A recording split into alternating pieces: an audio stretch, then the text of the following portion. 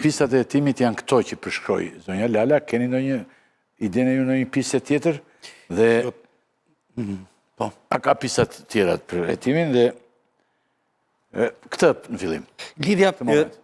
Lidhja në fakt, do më thënë, vrasja e Sidorel Prendit në vitin e shkuar dhe hakmarrja ndaj Tjatit këtë vit, ka të ngjarë dhe Klodi e shpjegoi, ka shumë, ai ka një dekadë në krim, ka marrë pjesë në shumë ngjarje kriminale, militonte prej 10 vitesh, dhe kushdo mund të ketë qenë nga gjithë hakmarrjet e mundshme që ai kishte i la familjes mbi shpinë.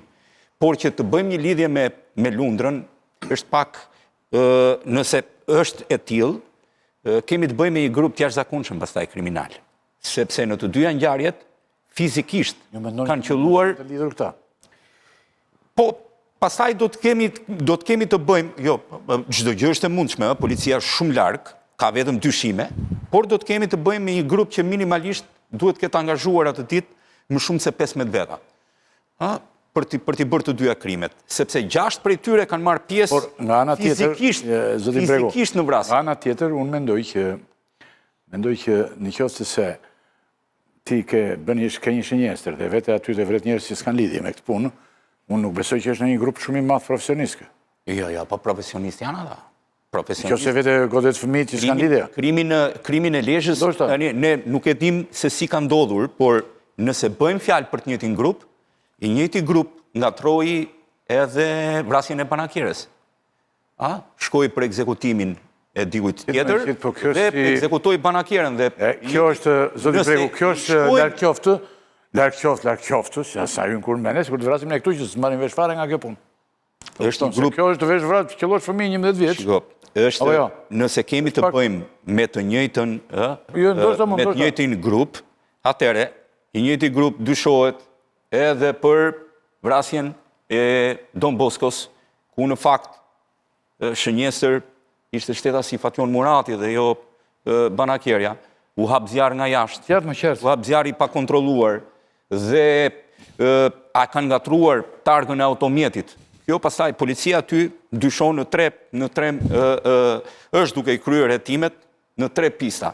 Pista e parë kuptohet që mbetet, edhe pse policia në 99% të ekspertëve të saj mendon që nuk ka lidhje me familjen në fjalë, pra me pronarin e kompanisë së sigurimit, një ndër kompanive të securitisë në Shqipëri, megjithatë ajo mbetet ende në këto dy pista mbeten zoti. 2 të tjerat lidhen pastaj po me vrasjen e Lezhës. Në fakt, nëse do të ketë ndodhur në këtë lloj forme, në Shqipëri ne njohim vetëm një atentat i kryer në këtë lloj forme dhe i përket atentatit të bosit krimit, le të themi, që mund të jetë Emiliano Shullasi, për ta nxjerrë dhe në tentativën për ta vrarë, nuk e nxirrnin dot, krijuan një alibi në rrugën e Kavajës për t'i plagosur shokun e tij të ngushtë,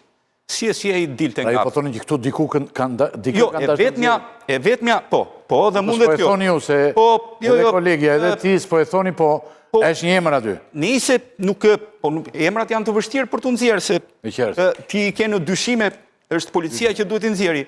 Por e njohur në këtë lloj forme është po kjo që e goditën shokun e tij të ngushtë, sepse e di që vetëm për atë do të ikim atij momenti. Pra jemi në momentin që mund të jetë një njerëz.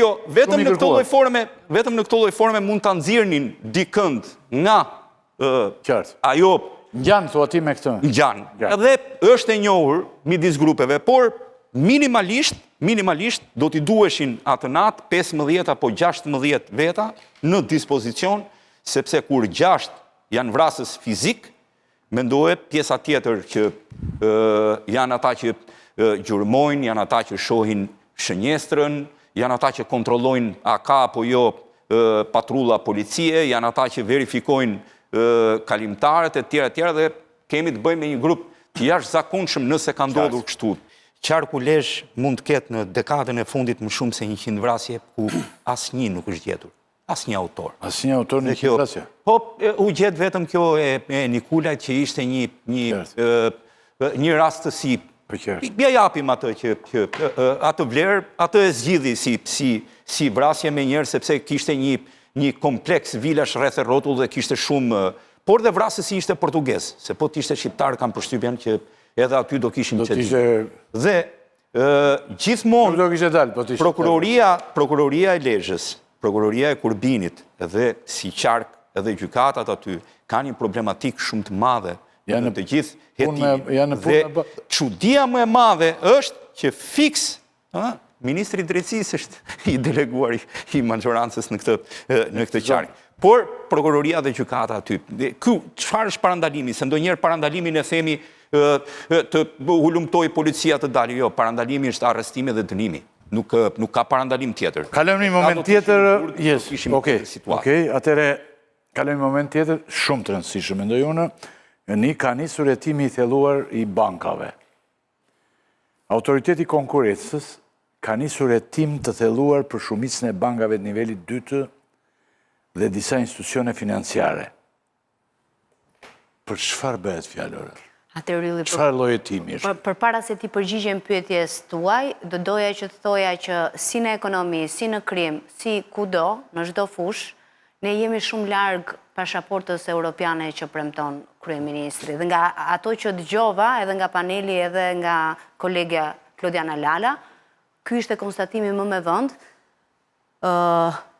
Dhe po ta krahasosh edhe në fushën e ekonomisë, sigurisht që jemi shumë larg pasaportës europiane dhe vendeve të Europës që mund të jenë shumë afër gjeografikisht, por duke qenë ekspert e këtij lloji ti je okay, po ne nuk e marrim vesh mirë këtë gjë nga që ky konkluzion më doli sepse isha duke parë tarifat e bankave që aplikojnë në Shqipëri, pra banka me kapital të vendeve të Bashkimit Evropian që kanë deg edhe në Shqipëri, me tarifat që aplikojnë ato në vendet ku operojnë.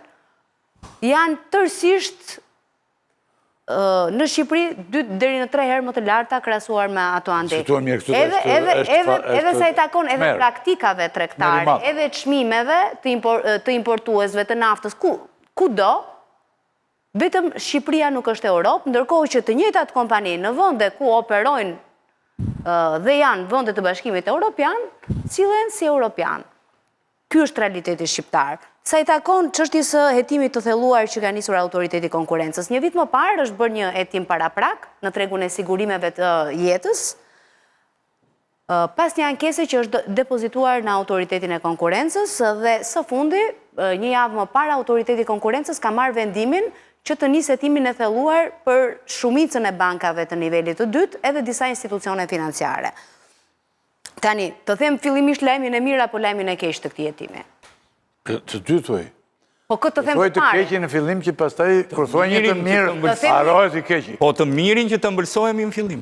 Po jo mos ëmbëlso se pastaj i dhërohesh edhe mbetesh. I keq është pak kritik se si është nisur hetimi. Tuaj këtë duhesh. Atëherë, hetimi është nisur në bazë të një kompanie e cila ofron policën e sigurimit të jetës, të cilës tregu bankar i ka lënë shumë pak përqindje krahasuar me kompanitë e tjera.